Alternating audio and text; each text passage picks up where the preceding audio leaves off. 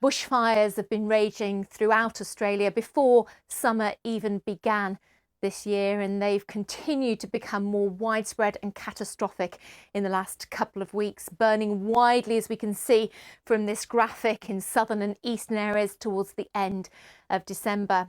Now, one of the main drivers for this intense heat and these bushfires is something called the Indian Ocean Dipole.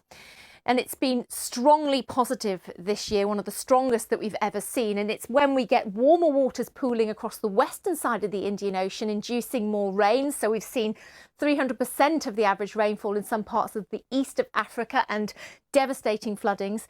In contrast to that, cooler water pools further east across the Indian Ocean, so around the waters of Australia, which inhibits the rainfall and it's slowed down the monsoon. So as a result, much of Australia have had their driest spring on record, also their second warmest spring on record. So you're left with exceptionally dry land, and dry land heats up more quickly than damp land, particularly in these long daylight hours of summer. So all the sun's energy is used to heat rather than to heat and evaporate.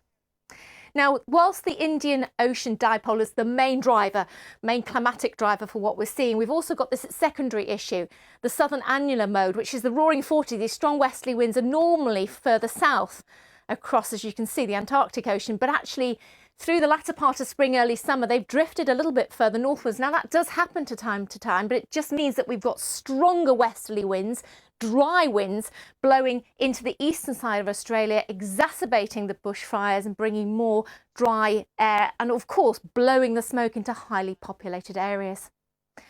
So temperature records have been tumbling already, and just looking at how the heat has happened over the last 100 years, you can see, taken from the average, that the anomalies are gradually increasing. The heat, the average temperature, is gradually rising across Australia, and we've only just got to the end of December. Normally the hot days in Australia are recorded in January and February into the depths of summer, but we've already seen records being smashed by day and by night.